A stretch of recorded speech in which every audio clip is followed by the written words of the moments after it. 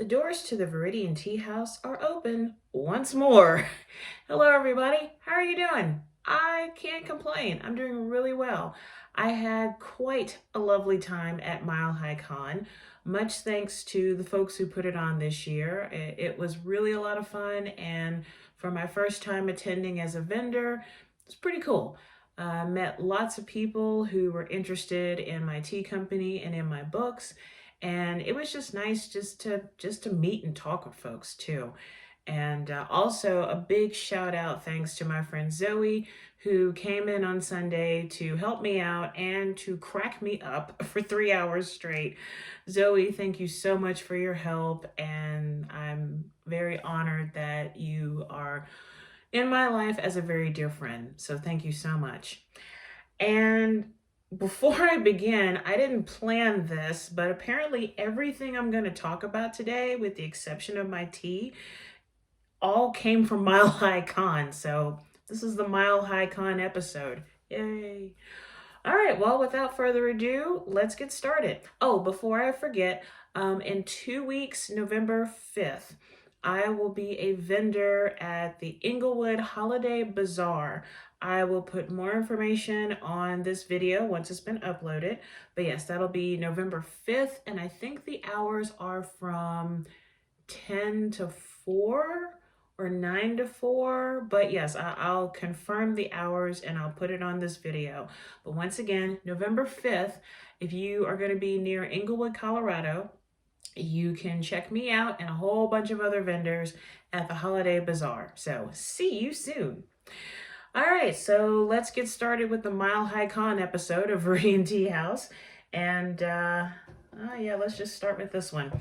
So this is Sekevra, the second book in the Ashelon trilogy by Carolyn Kay and illustrated by Chaz Kemp. Well, actually, it's Galesel's Tale, Volume 2. I hope I pronounced that correctly. But yes, you saw me review the first book, which was amazing. This one did not disappoint. It picks right up where the first book ended, and more thrills and chills and more of this wonderful fantasy steampunk world known as Ashelon. I love it, love it, love it. I wish that it was real, honestly, because it's just amazing. But as you can see, the artwork by Chaz Kemp is just phenomenal. I love his style. It's very Art Nouveau, but he puts his own spin on it. But let me read the back of the book for you. Sekevra. The word carries a variety of meanings to the Fae. Outlaw, bane, traitor, hated beast. There is no being in the hidden lands more reviled or more disgusting. Sekevra are banished and exiled forever. The gods themselves state that their souls are destroyed upon death, with no hope of salvation in the afterlife. Princess Galesel, I hope I'm pronouncing that right, I always do that, is Sekevra. It doesn't matter that she committed no crime or had done nothing to deserve the mark she bears. She is now loathed by the very people she is trying to save. Can Galesel and her loyal friend, the Fawn Clove, save the Fae living in Ashelon before someone can collect the bounty on her head? Can she foil Queen Victoria's scheme to invade the Hidden Lands? And if that weren't enough, the Hammer Guardians have returned to slay as many of the Fae folk as they can get their hands on, starting with Galesel and Clove. Gripping story by Carolyn Kay and illustrations by award-winning artist Chaz Kemp. Welcome to the world of Ashelon. Like I said, this is a great second book in this trilogy. I don't know if there are going to be more books. I hope there are. But like I said, it picks right up after the first book. And I feel sorry for Galesel and being branded as Sekevra. I just want to jump into the pages and be like, but you don't understand. If you go back with me to these other pages, you can see it's not her fault. It really isn't. But I love stories that have women who are essentially badasses and yet are still women, you know? But I love the friendship between Galacel and Clove. I love the machinations of this world.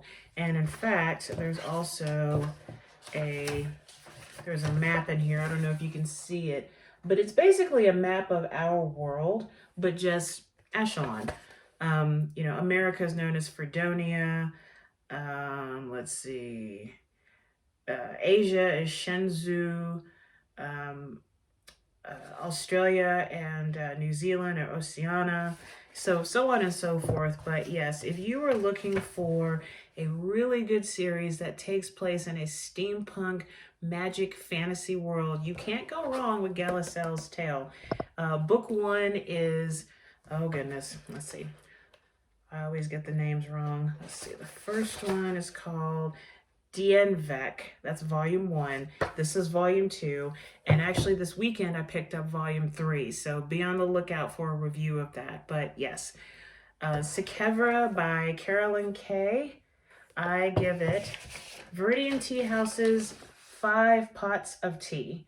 It is an excellent addition to the world of retro punk and steampunk. It really, really is. And just the right amounts of magic, fantasy, and steampunk, creating one hell of a story. I look forward to reading book 3. I hope Galacel gets her revenge, cause girl, I'm just like, really, get your revenge. You deserve this. You really do.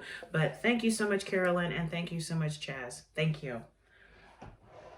So the next book in the Mile High version of Viridian Tea House, I actually bought this weekend, and I met the author, lovely woman, very, very wicked talented, and I will be handing her money very, very soon.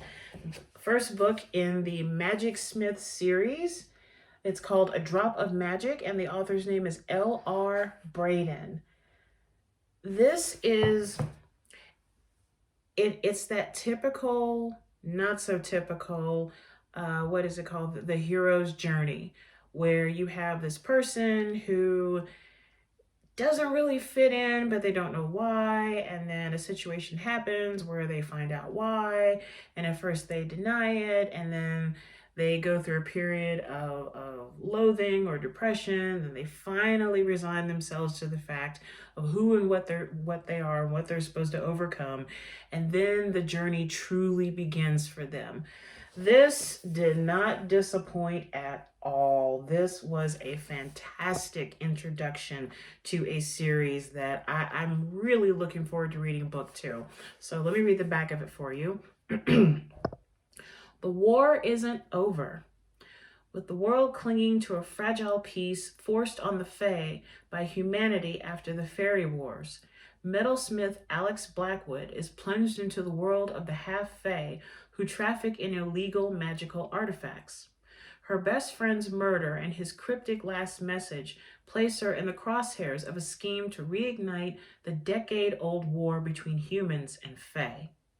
Worse, violent attacks against her and the arrival of a Fae Knight, I loved Malachi by the way, on a mission force Alex to face a devastating revelation of who and what she is. To catch a killer, retrieve a dangerous artifact, and stop a war, Alex will have to accept that she's an unregistered Fae halfer with a unique magical talent. A talent that would change everything she believes about her past, her art, and her future. Her world is crumbling around her, and Alex will have to decide who to trust if she and the world are going to survive. That's just the tip of the iceberg. And I finished this book yesterday. Yes.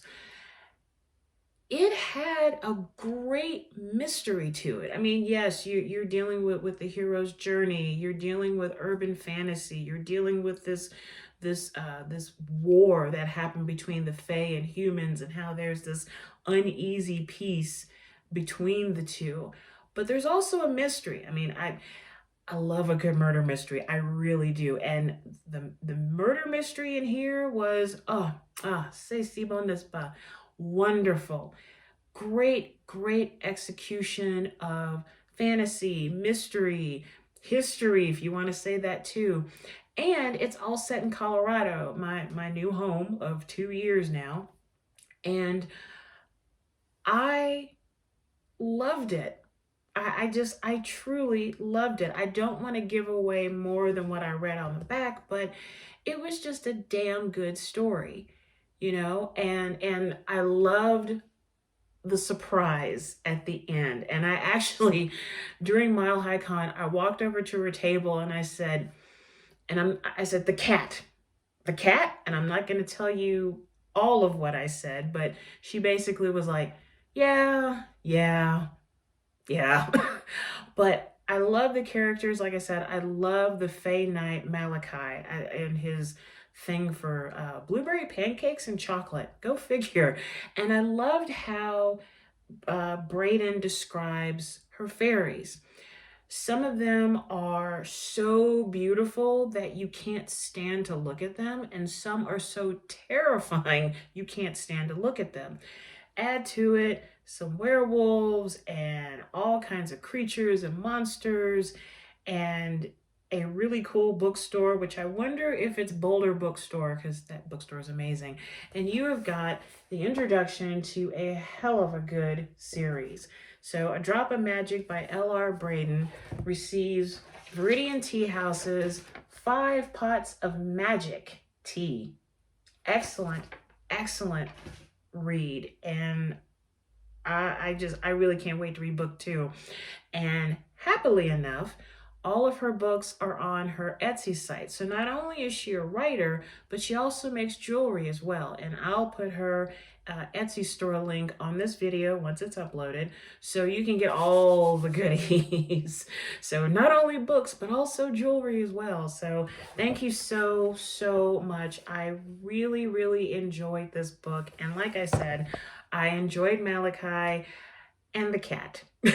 That's all I'm going to say. But thank you.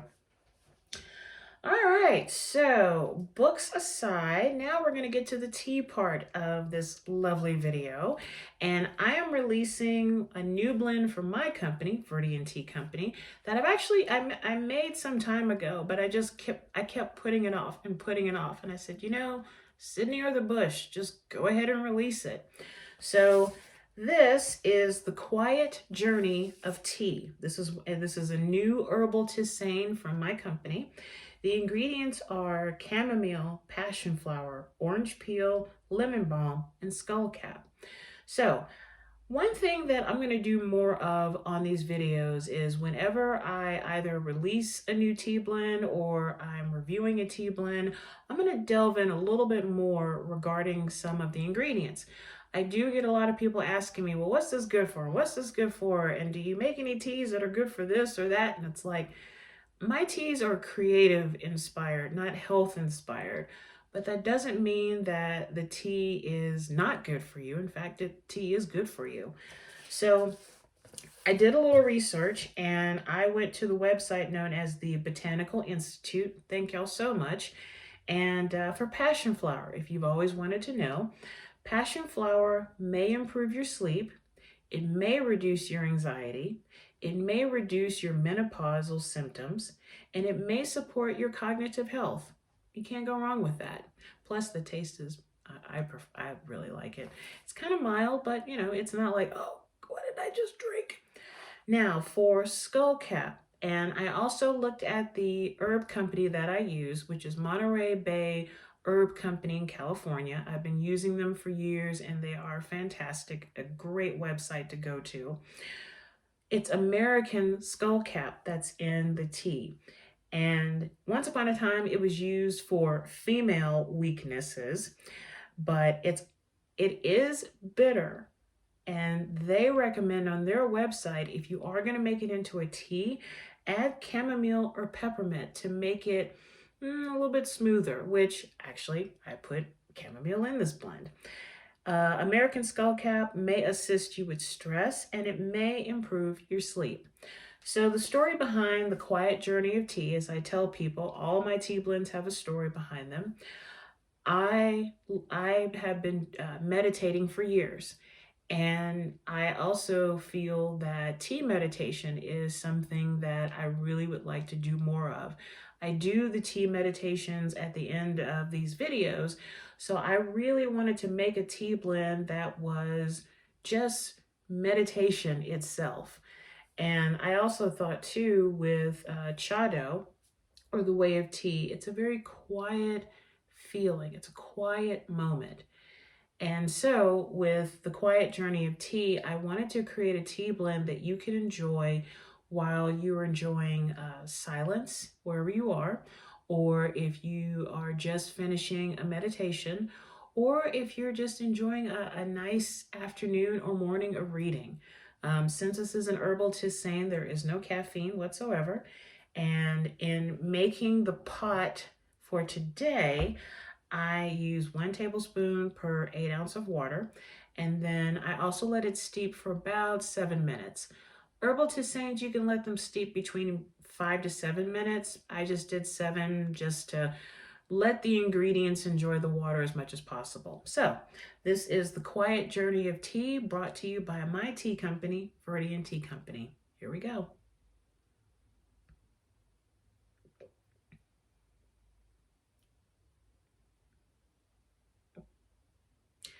Interesting. I am getting, it's like a sunshine honey grass taste. Sunshine honey, grassy. Very interesting. Now, this has cooled down somewhat, and as I've noticed, as the temperature of a tea goes down, certain ingredients kind of rise to the surface.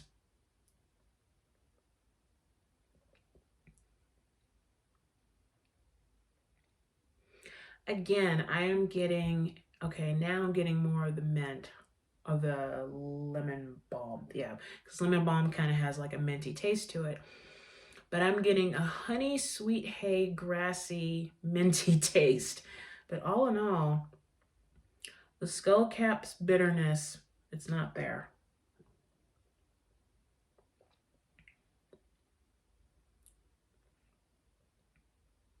This is quite delicious. I have more upstairs in the teapot, so I will be enjoying this with a good book later on today. That is lovely. So, like with all of my tea blends, once I've uploaded the video and all the bells and whistles are out, I will be adding the tea blend to my Etsy store. And as always, I post my Etsy store link on the video itself. So the new tea blend by my company, Viridian Tea Company, is called The Quiet Journey of Tea. It is an herbal tisane. Which leads me to wrapping up. And let's do a nice breathing tea meditation. If you're new to this, thank you for being new to this. I start with 2 deep breaths in through the nose, out through the mouth. You can either close your eyes or you can softly focus on an object in front of you. We breathe for a little bit, just focus on your breathing. And if you find yourself getting caught up in a thought or, oh my gosh, I forgot to get kitty litter, or I hope I have enough ground beef for sandwiches tonight, which I'm actually making for dinner, then just quietly tell yourself, thinking, and let the thought go by and just focus on your breathing. Then once I end the meditation, we'll take one last deep breath in through the nose and out through the mouth. And then if you have your tea or water, take a nice big sip once we're done. So if you're ready, let's begin.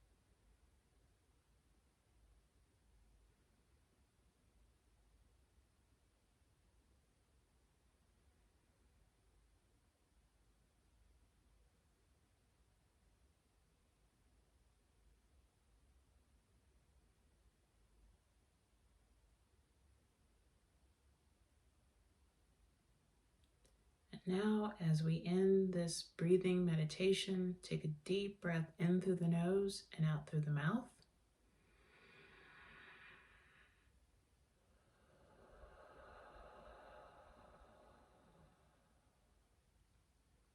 Slowly open your eyes or refocus again. And now take a nice sip of your tea or water.